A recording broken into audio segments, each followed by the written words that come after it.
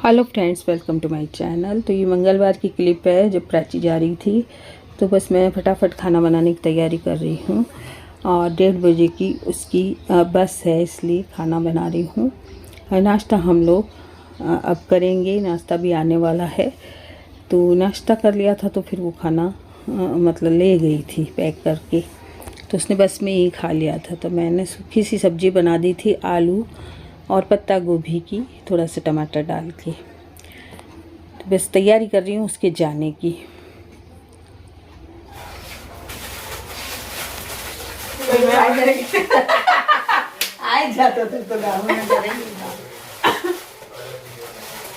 तो नाश्ता आ चुका है। फिर कल हमारी व्रत था तो हमने नाश्ता किया नहीं था, बाजार वाला कोई भी, मतलब व्रत था तो क्या करते।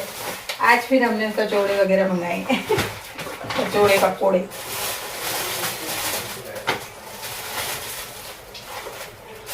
एक डागा डागा है ना, फिरता डागा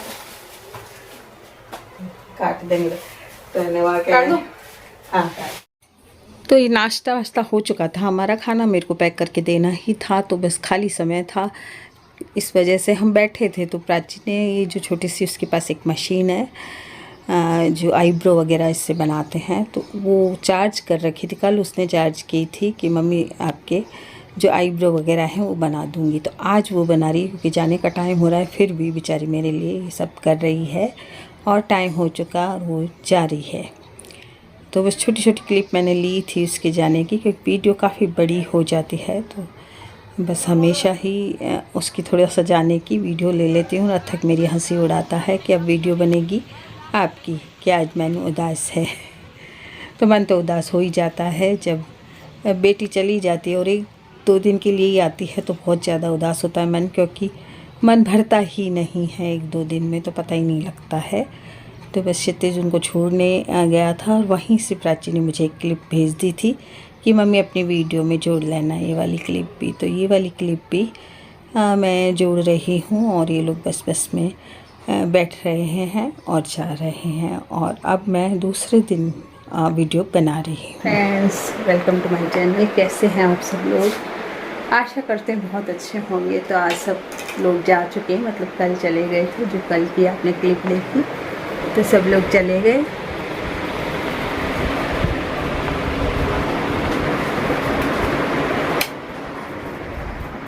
तो घर बड़ा सुना सुना सा लग रहा है और बच्चे मेरी हंसी उड़ाती हैं कि मैं हर वक्त जाने के बाद, प्राची के जाने के बाद वीडियो बनाती हूँ जिसमें कहती हूँ कि आज मन बहुत उदास है।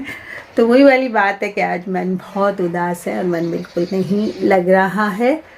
और तबीयत बहुत ज़्यादा ख़राब थी 2 दिन से। राखी वाले दिन भी बहुत ख़राब थी, कल भी ख़राब थी, थोड़ा सा आज उठी हूँ और आज सफाई की है। कल पूरा घर फैल रहा था, तो थोड़ा बहुत सेट हुआ है मेरा घर, बिल्कुल थोड़ा। क्योंकि सुबह से लग रही हूँ मैं, जैसे ही ज़्यादा काम करती हूँ तो फिर वही बीमार हो जाती हूँ। तो थोड़ा थोड़ा कर रही हूँ काम। और खाना कल का बचा हुआ है, कुछ इच्छा नहीं हो रही है कि कुछ बनाओ। इतना हम लोगों ने खाया ना, अभी इतना खाया, बाज़ार से भी मंगाया, घर पे भी खाया। हालांकि व्रत था, उसके बाद भी व्रत में भी हम ठूसते गए, कभी कुछ कभी कुछ कभी कुछ। तो पेट ऐसा हो गया है कि बस कुछ ना खाएं तो ठीक है। तो भी थोड़ा सा मेरे और क्षितिज के लिए बनाऊंगी, तो समझ नहीं आ रहा है कि क्या बनाऊं, क्योंकि सब्जियां ऐसी हैं, करेला, अरबी जो सब्जियां नहीं भाती हैं वो सबसे लास्ट फ्रिज में बच जाती हैं। तो कुछ समझ में नहीं आ रहा है कि क्या बनाऊं। पोहे बनाती हूँ तो मूंगफली ख़त्म हो गई, गोटे, तो बहुत सा सामान ख़त्म हो गया। सोच रही हूँ कुछ और डाल के बना लेते हैं पोहा क्योंकि हल्का फुल्का ही खाना है। तो मूंगफली ना सही, बादाम ज़्यादा अच्छे हैं, बादाम डाल लेते हैं पोहे में तो पोहे में बादाम डाल के बनाती हूँ। मूंगफली ख़त्म हो गई। चलते हैं किचन में। तो इतने सारे जनों का खाना वगैरह बनता था, तो 2 ही दिन में किचन वगैरह बहुत फैल गई। थोड़ी सी तो मैंने ठीक की है, लेकिन बहुत ज़्यादा फैल गई। अब इसको भी ठीक करूँगी धीरे धीरे धीरे, क्योंकि एकदम मेरे से काम सारे होते नहीं हैं और बस तबीयत ख़राब हो रही है, दवाई लेनी है। दूध आया है, दूध गर्म किया है, कल का भी दूध खूब सारा बचा पड़ा है। सोच रही हूँ खीर बना दूँ या दही जमा लूँ, तो देखती हूँ क्या करती हूँ। खीर बना लेती हूँ, खीर क्षितिज खा लेगा और अथक को भी खिला दूँगी। उसकी मम्मी भी घर में है, आज सब बंद है तो सबकी छुट्टी है।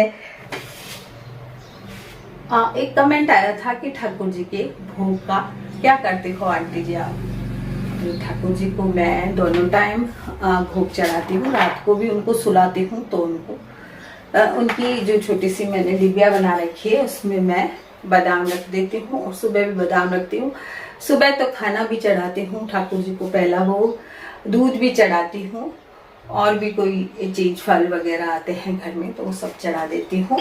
लेकिन रात को मैं ठाकुर जी को बादाम डब्बे में रख के फिर सुलाती हूँ। क्या पता बच्चे हैं उनको भूख लग सकती है जैसे हमें भूख लगती है, और वैसे भी खिला के सुलाना चाहिए शाम को भी। तो कमेंट आया था कि ठाकुर जी के भोग का क्या किया जाए। तो ठाकुर जी का भोग तो सबको बांट दो, सुबह उठ के आप दूसरे दिन बांट दो। जैसे आज हमने भोग लगाया है तो या तो शाम को बांट दो सबको थोड़ा थोड़ा थोड़ा थोड़ा, और नहीं तो फिर आप किसी चीज़ में काम ले सकती हैं। जैसे मैं अभी काम लूँगी, चाहे तो पोहे बना लूँगी, चाहे खीर में डाल दूँगी, चाहे इसी में भी आप डाल सकते हैं या पक्षियों को दे सकते हैं, कुछ भी कर सकते हैं। लेकिन बादाम वगैरह तो पक्षी खाएंगे नहीं। तो बादाम है और किशमिश है, ये सब आप अपनी खीर बना सकती हैं, किसी भी भोजन में काम ले सकती हैं। और छोटे बच्चों को तो बड़ा पसंद होता है भगवान का भोग, और आप सब भी थोड़ा थोड़ा ले लें ठाकुर जी का भोग सभी को ले। यदि 4 बादाम चढ़ाती हैं तो तोड़ के थोड़ा सा ले लें, सब में पूरा नहीं हो रहा है तो। और यदि मैं तो सबके हिसाब से चढ़ा देती हूँ, जितने जने घर में है उतने ही बादाम चढ़ा देती हूँ, सबको एक एक बादाम दे देती हूँ। और नहीं देती हूँ तो फिर मैं इनको भिगो के रख देती हूँ, पानी में भिगो के रख देती हूँ और फिर भी सबको दे देती हूँ, या मेरे बेटे को दोते को दे देती हूँ। वो लोग बड़े चाव से खाते हैं भीगे हुए बादाम। तो ठाकुर जी के भोग को इस तरह से काम ले सकते हैं। तो मैं बना रही हूँ खीर और पोहे।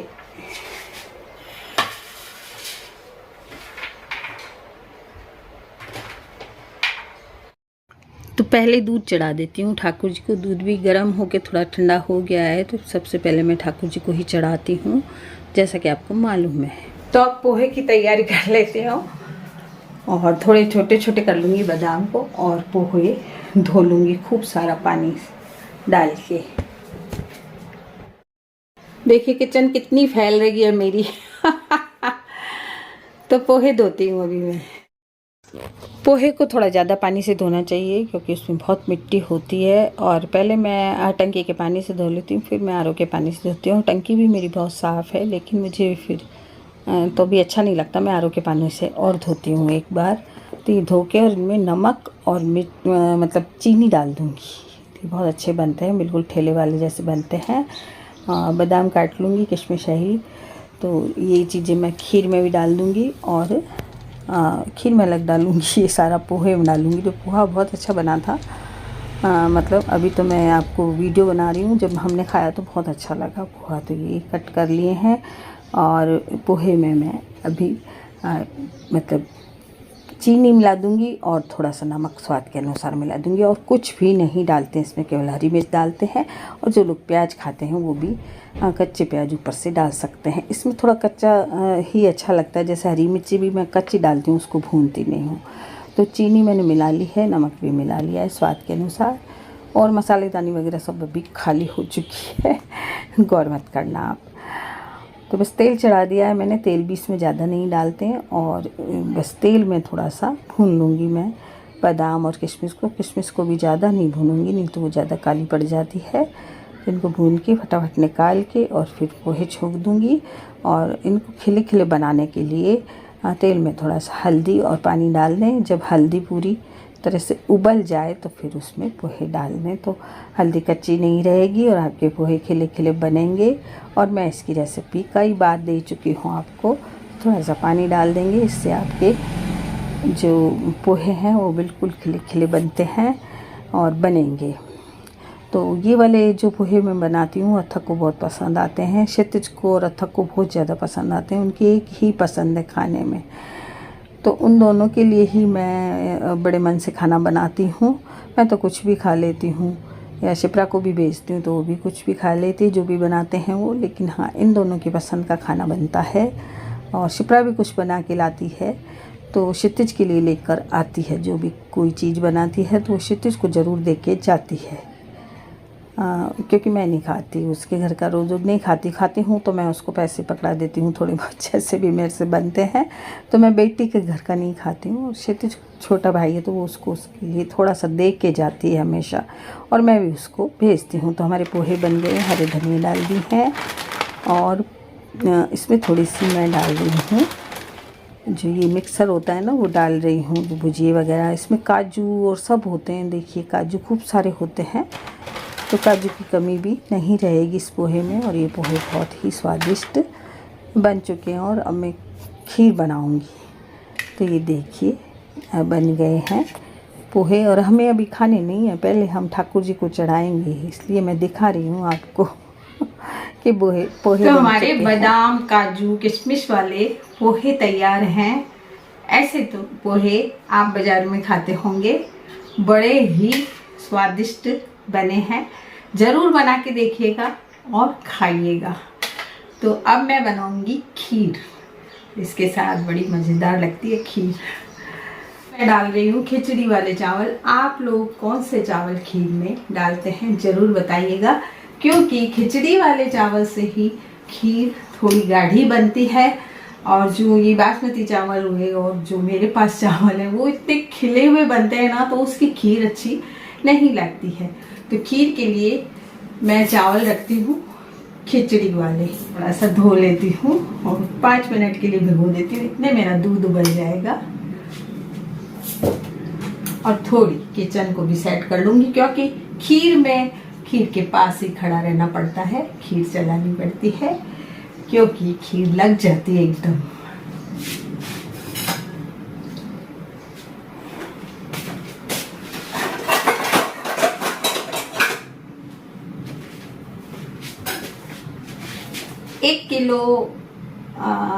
एक किलो है दूध। 1 किलो दूध में आप लोग कितने चावल डालते हैं जरूर बताइएगा। मैं 4 मुट्ठी चावल डालती हूँ। तो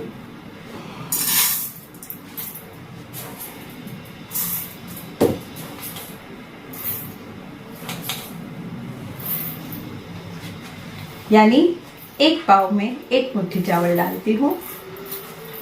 आप लोग कितने डालते हैं जरूर बताइएगा।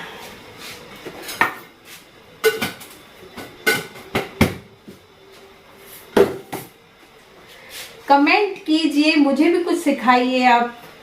बस आपके कमेंट आते हैं, या तो नाइस वाला कमेंट आ जाता है या सुपर वाला कमेंट आ जाता है। आप मुझे आप भी मुझे कुछ सिखाइए कि नहीं आंटी ये चीज़ ऐसे हम लोग बनाते हैं, तो कुछ मैं भी आपसे सीखूंगी।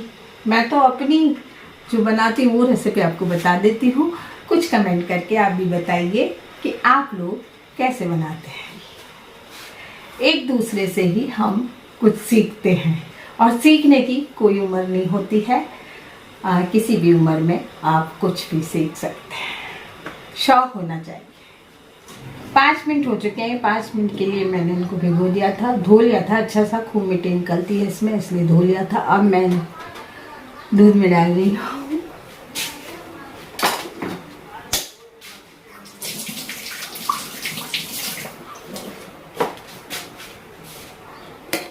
दिख रहा है क्या आपको?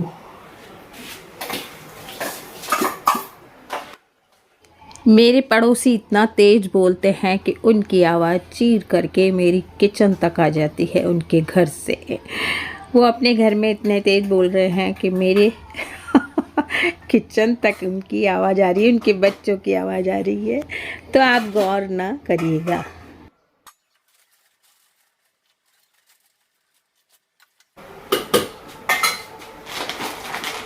तो चावल जब गल जाते हैं तब डलती है। आप लोग कैसे डालते हैं ज़रूर बताना मुझे। ये चावल गलने के बाद चीनी डालते हैं या पहले ही डाल देते हैं, ज़रूर बताइएगा।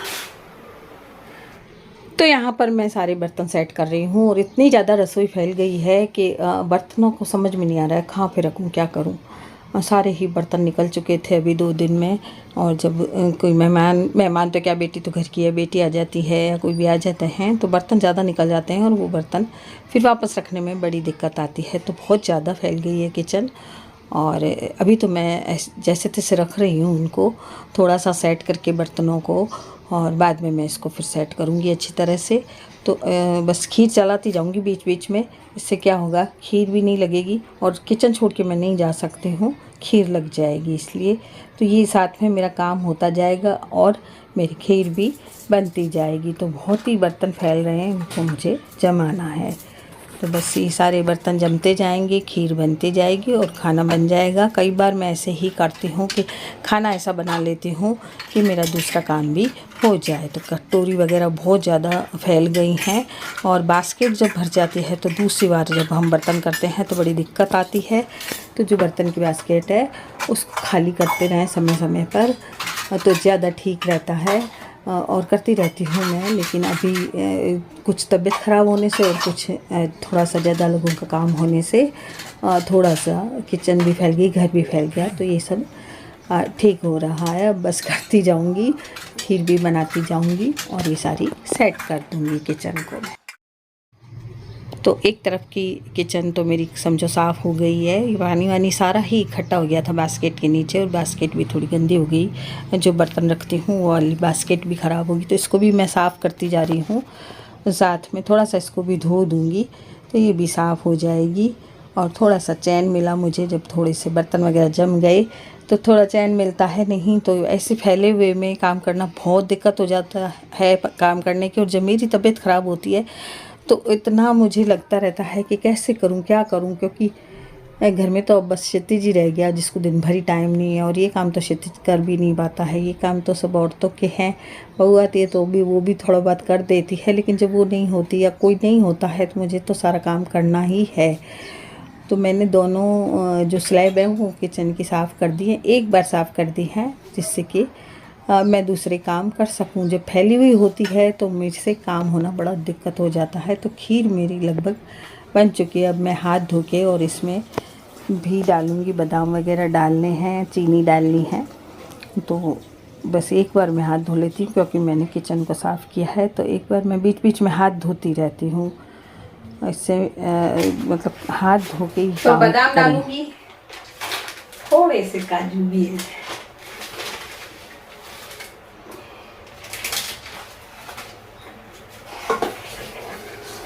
तो हमारी खीर तैयार है। थोड़े से बादाम डालूंगी, इलायची डालूंगी,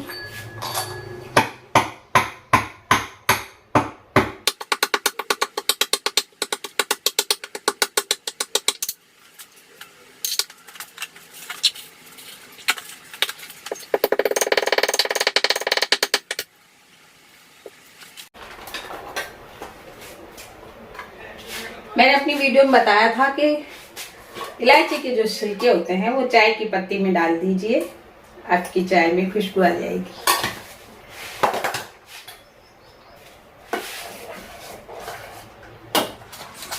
तो इसका भी मैंने नाप बना रखा है। 1 किलो में मैं ऐसे 3 बाउल डाल देती हूँ। परफेक्ट मतलब मीठी खीर मेरी खीर बनी थी। तो नाप बना के रखें आप ज़रूर। और ये खीर तैयार हो चुकी है, बिल्कुल गाढ़ी खीर बनी है, मलाईदार खीर बन चुकी है। और बस अब मैं ठाकुर जी को इसका भोग लगाऊंगी। तो हमारी खीर तैयार है, पोहे तैयार है। अब मैं चढ़ाऊंगी ठाकुर जी को। तो पोहे में ऐसी कोई चीज नहीं है जो ठाकुर जी को ना चढ़े।